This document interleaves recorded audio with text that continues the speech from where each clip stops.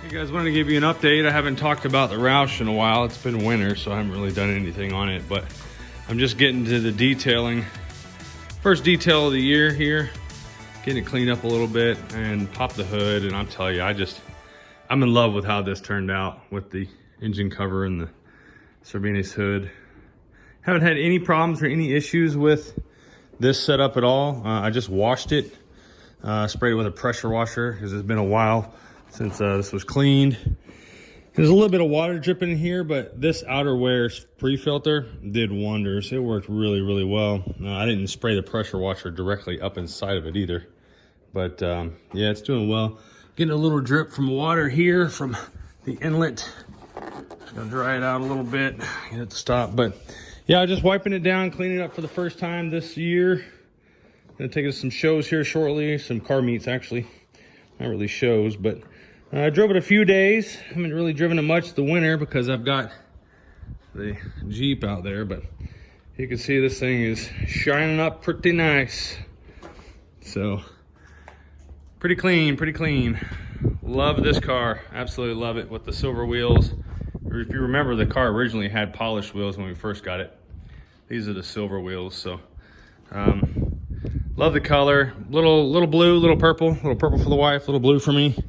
It works out, but make sure you ceramic coat your vehicles, guys, because that really has helped this thing stay clean.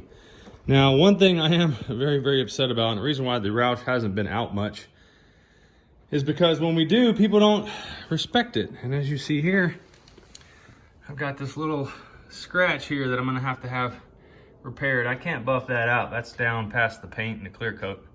I'm gonna have to have that touched up, unfortunately.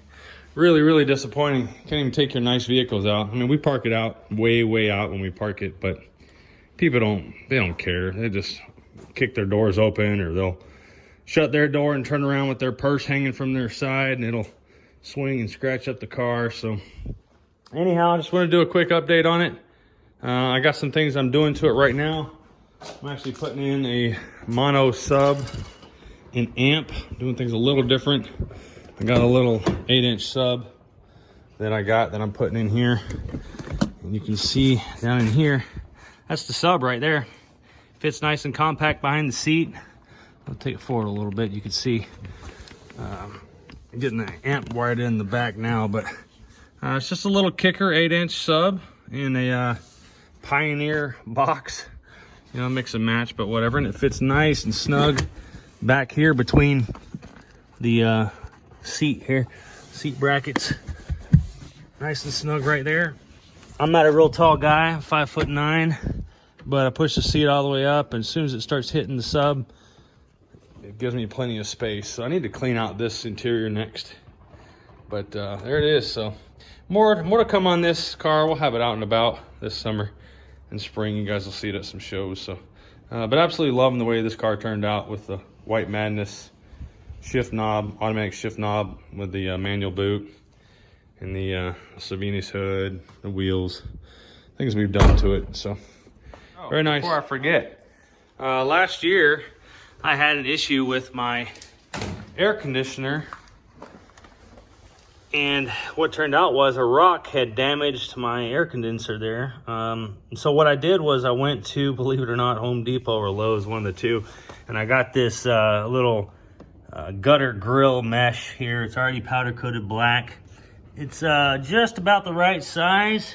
You can see it kind of ends there, and it ends over here on this side. But what I did was I bent it, and I bent it down to go in between this bottom lip here, and it comes up and it goes underneath the front bumper between the styrofoam bumper protector and this front bumper, and it's just wedged in there nice and tight. I cut it to fit, and it's fit in there, and what that does is it stops rocks from flying up into my air condenser there. So I like it. It looks good. It's not really that noticeable, but I have driven with it pretty much all last fall, maybe later part of last summer and all last fall, and then a little bit this year. And I've only had to adjust it one time, I think.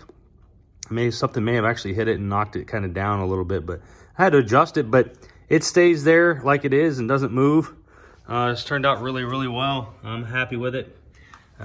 It's nice to have that big opening there. I get that, but got rocks that damage it, and I think it cost me $500 or some to have it repaired last year. So highly recommend doing something like that to get that air condenser protected. So, all right, guys, check out next time.